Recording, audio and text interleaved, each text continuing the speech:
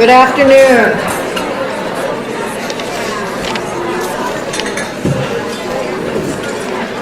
At this point, I'm hoping that everyone has been served and that you of course should continue eating while we continue the program. It is my pleasure to introduce to you our next Woman of Distinction, the Montgomery County Foundation Woman of Distinction. The Woman of Distinction honors a woman who demonstrates leadership, integrity, and excellence in her personal and professional life. She will have a profound impact within her career path and throughout the community, and serve as a role model and inspiration for other women. I believe that we have chosen again this year another superb woman. A woman who, when I first met her, presents a peaceful core and who shares that with everyone. There's a calmness and a core within Cheryl Austin, if I may be so bold as to eliminate the judge part just for a moment and say, Cheryl, that I respect who you are and how you present yourself, and I think you are a role model for all time. I was looking at the bio and thinking, well, I could read the bio. You have the bio. It's extraordinary. What I really want to know from Cheryl is how she got here and what the highs and lows and challenges were. And I want you all to know about her and her ability to be a role model for all of us going forward. May I introduce Judge Cheryl Austin.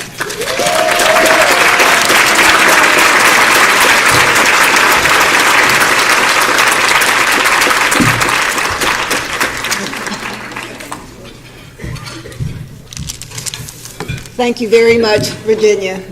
My check's in the mail here. I'll make sure you get it for all those kind words here. I appreciate that. I'm not used to talking at a podium here. I'm kind of move around a little bit, but I'm good. Is there something? You can move around. Do you want to move? Oh, I'll just take this. There you go. Yeah. All right. First of all, I'm going to start off by thanking some people, because if I don't, I'm going to get in a lot of trouble. But I'm sincere in my thanks too. So I'm going to start off by thanking my staff, and they're all at this table over here. They make me look good, and they make me look good every day.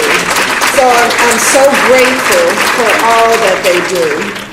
And then my husband is unable to be here, unfortunately, but I couldn't do half the stuff I try to do without him. But his mom, my mother-in-law, Doris, is here in the back. So she's always dependable. I know I can count on her, and I love her, so thank you so much for being here. A group of supporters, dear friends, I call them my kitchen cabinet. They're a group called Today's Women, and they are all also in the back table there. Thank you so much for your love and support. I'm grateful for you. And finally, I'd like to thank all of the voters of Montgomery County, because without those of you who voted for me, I wouldn't be here. I'm grateful and honored for that. And my last bit of thanks is to the Montgomery County Foundation, because this is truly an honor. Sometimes I pinch myself, because I think I'm going to wake up and be someplace else. This is just so great to do this, and I am truly, truly honored with this distinction. So then I'm going to talk about everybody here in the room. I think you all are to be commended just for being here, because the fact that you're here means that you want to be better. You want to do better. And throughout the course of my life, in preparing for this, I tried to count how many of these conferences like this that I've gone to, and I think I had to stop at about 500 because there have been just so many of them. But each and every one meant something. Specifically when I was 28 and then again when I was 35, somebody said something in the course of their presentation that meant something to me, and it drastically changed my life. So I'm hoping that something one of the presenters may have said to you today, or even something that I may say in the course of my talk this afternoon, may have some impact on you. Let's see. The topic, I like to give a topic just to kind of add some focus to my talk, is you don't know what you don't know. It's pretty simple enough. You don't know what you don't know. Now, when I was a junior, for those who haven't read my bio, I was in the Navy. I was in the first class of ROTC for when they let women in. So it was very rare to see a woman who looked like me who was an officer in the Navy. When my first assignment was at the Pentagon, so it's hard to get any lower when you start at the Pentagon here, but I started my very first assignment in the Navy was at the Pentagon. And they would have a lot of junior officer functions. I remember going to my very first function, and the speaker of that function was the director of the CIA, who at the time was Admiral Stansfield Turner. So they had a reception prior to the luncheon, and he was talking to a group of officers. So I joined the group very discreetly. I went up trying to be, but you can't, I'm it, so you couldn't help but notice me, but I go up anyway. And he stops talking, and he looks at me, and he says, "Why, hello, Cheryl." And I'm thinking, and finally, I'm just so flabbergasted. I said, "Admiral, how do you know my name?" Here he is, the director of the CIA. He couldn't possibly have scoped everybody out that was coming here. And back then, they used to have a guy an escort who would accompany the director of the CIA with this big red box that had the button on it that you could press to, blow up the world or whatever. But anyway, he was such a charming man, though. He looked at me and he says, "I know the names of all the beautiful women in this room." And then he said, "And besides, it's on your name tag." So you really don't know what you don't know. So I believe, this is my stance, that it's human nature for all of us to seek things that we feel comfortable with. Everybody here has a certain comfort level. You're comfortable about where you live, where you worship, where you work even, where you play, where you relax. And especially as it relates to who you do those things with and where you do those things with. But I've always maintained, and it's kind of been my philosophy in life, that you only grow when you're uncomfortable, when you experience some sort of discomfort. So my very first really uncomfortable situation in life was when I went through boot camp. So I'm going to share my experiences of boot camp with you. Every morning, it was a true culture shock. No one in my family had served in the military, so I really didn't know what to expect, but I had this wanderlust in my life. And back then, there was a saying, "Join the Navy, see the world," and that's just what I wanted to do. So boot camp, every morning, a bugle blew at 5 a.m., and that meant you had to get up. And by 5:30, you were on a parade field in your exercise gear, doing calisthenics, and then we do a run. Started off with a mile, and then, every day it just got longer and longer and longer. Well, one day they called everybody up, and my unit in particular, there were like 50 of us. And so we all got into what they call formation, which means you have a certain way that you have to line up.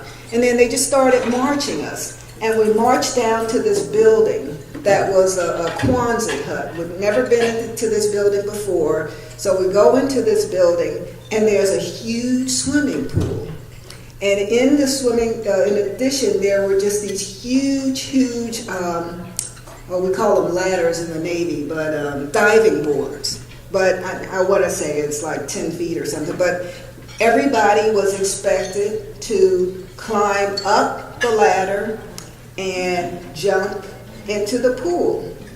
Well, I grew up in Cincinnati, Ohio, and we didn't swim because the neighborhood swimming pool was the type that people who look like me, you can only swim in the summers on Friday afternoons just before they drain the pool. And rather than have us swim in the pools, we just didn't go. So I didn't know how to swim, and I wasn't sure that I was going to do this. So, mind you, there are about 50 people in my unit, and everybody's walked up the ladder, gone onto the edge of the diving board, and jumped. So 1, 2, 3, 4. You get to 48, 49. I'm 50 because I'm last, because I'm just not so sure I'm going to do this. So anyway, I said, okay, I can do this. I can do this. So I get up, I climb up the ladder, and I get to the edge of the diving board. And then I just step over to the edge of the diving board just before you get off. And I said, I can't turn around and go back. I just can't. Because, first of all, what am I going to do? And what are people going to think? I flunked. I failed. I can't do this.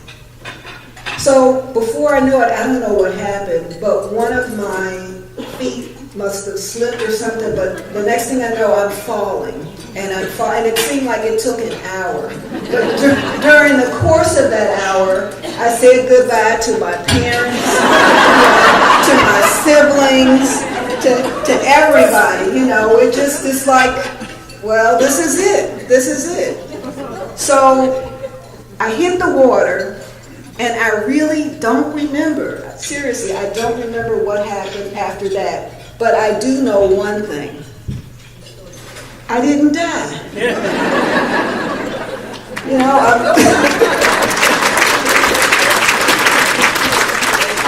I'm still here. So that had the greatest impact in my life because it taught me that I could take a risk. Because what's the worst that could happen to you? You can die, but then, it's inevitable for all of us anyway. But so during the course of my life, that was one of the motivating factors for me. It involves stepping outside of my comfort zone. Remember, I talked about the discomfort that people feel.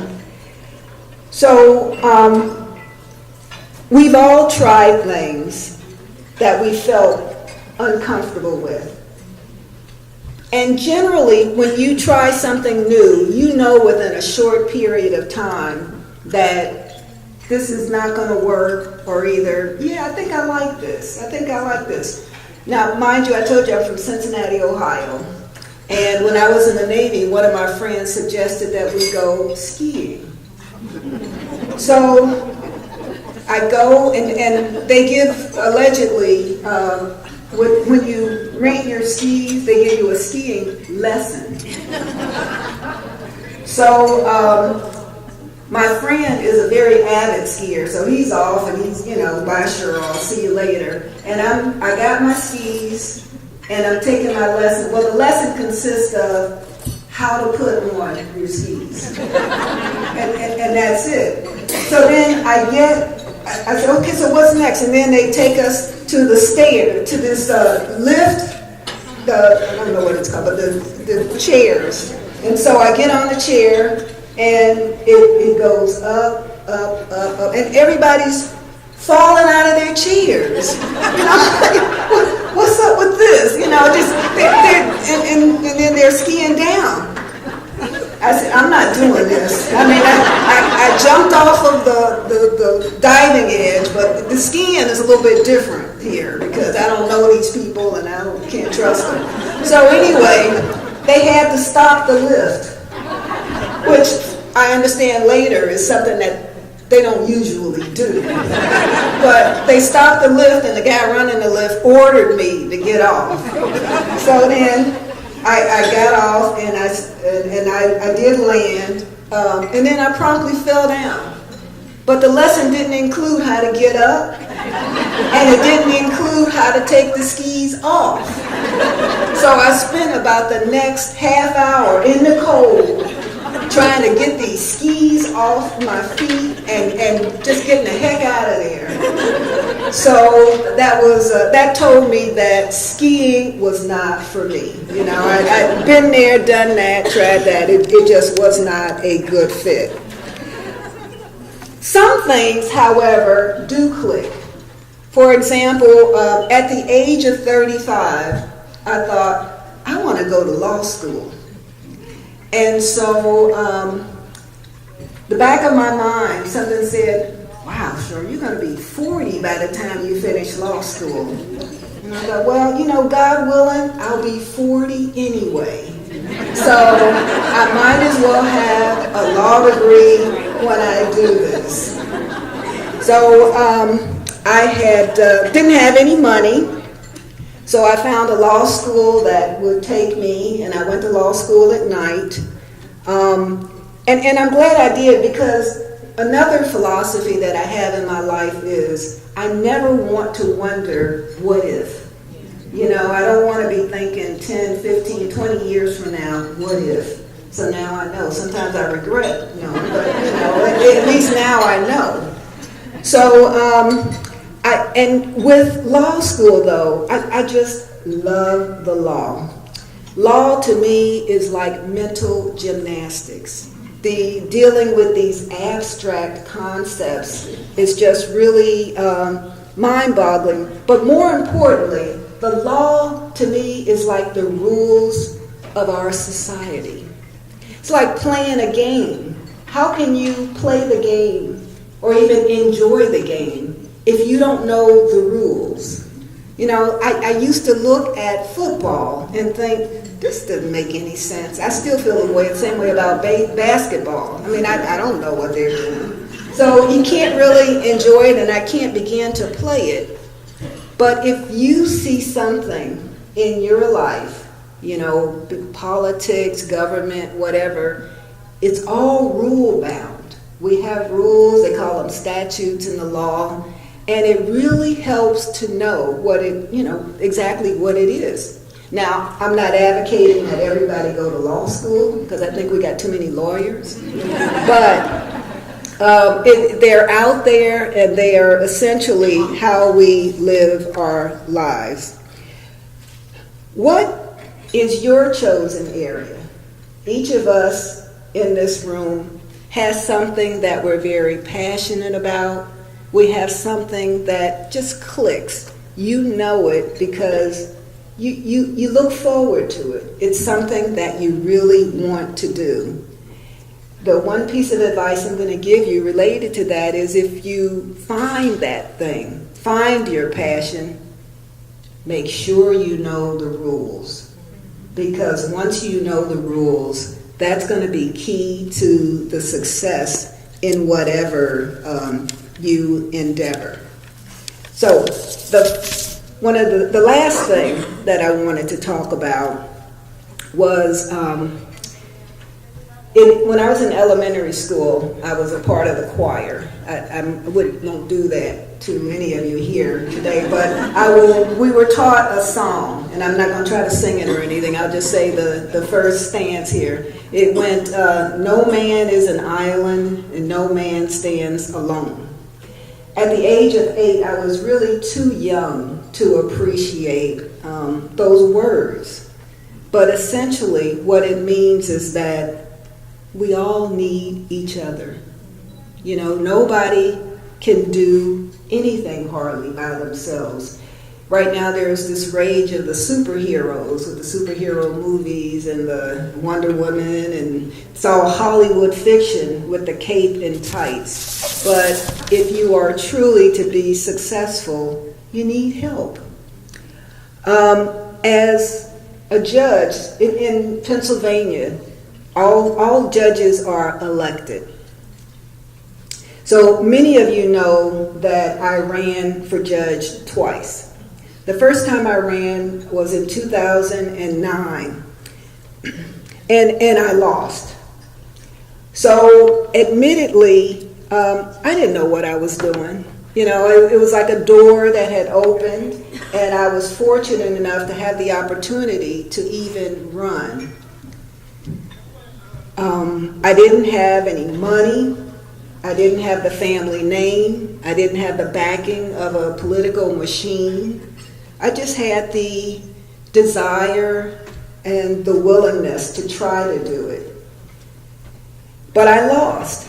And I lost by about 350 votes out of more than 65,000 that were cast. So remember this thing of what if? I don't want to be wondering what if. 2 years later, an opportunity came for me to run again.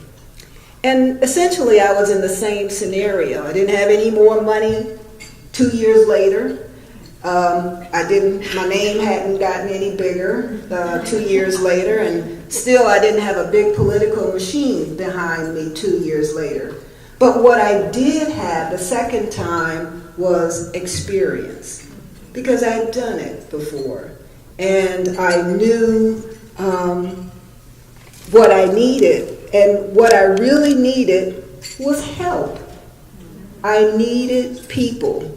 I needed others to help me. That was the biggest difference. So I began to mobilize people within various communities.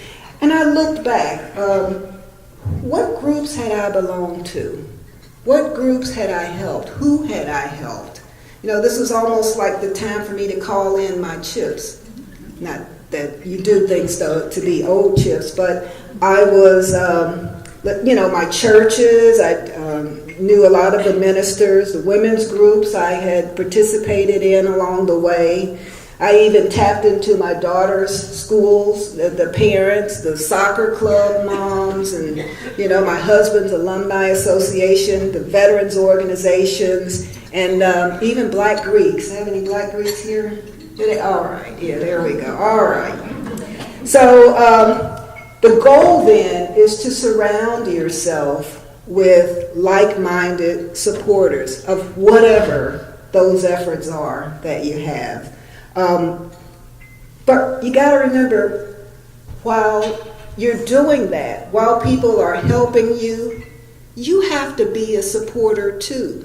You know, they say the biggest thing is, in order to have friends, you have to what? Be a friend. Absolutely. You have to be a friend.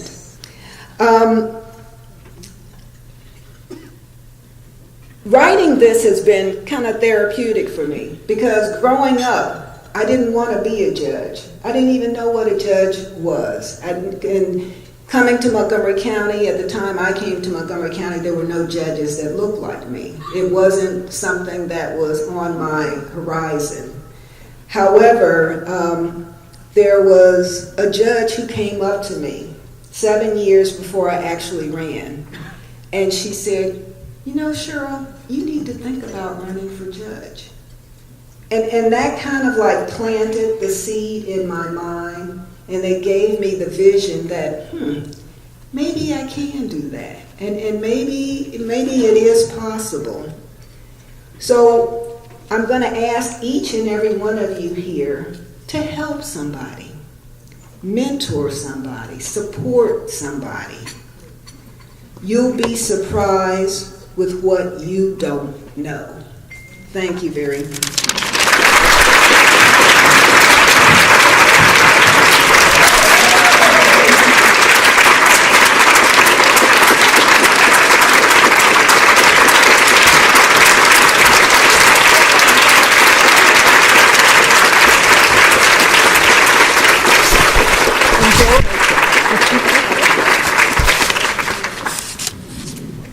Thank you all, and I have here, you all know what these are, several hours of reading.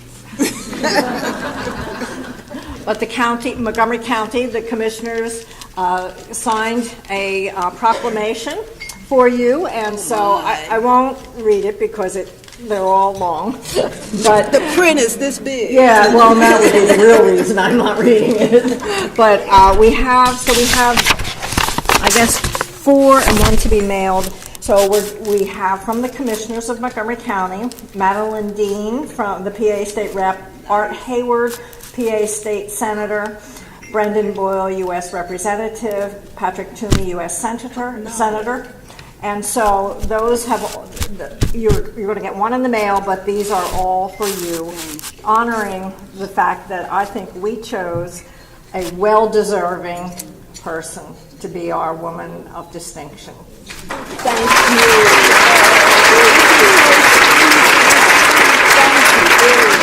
So, in addition to that, we always give an honorarium, and Judge Austin has chosen Beth Sturman, well, not Beth Sturman, she didn't really choose Beth. She chose Laurel House, if you would want to come up.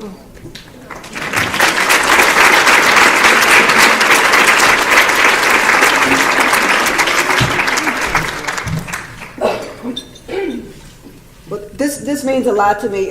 Before getting on the bench and even afterwards, Laurel House does so much good in our community. And it's headed admirably by Beth. She does a great, and this is just a small stipend just to let you know how much I appreciate what you do in our community. Thank you.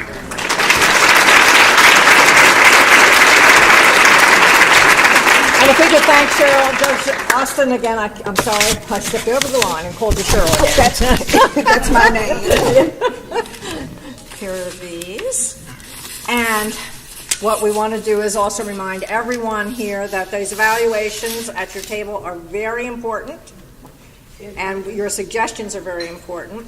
And then remember the lavender thing. If you want that book, that additional book, then you need to give that paper filled out to either Ellie or Jody or myself.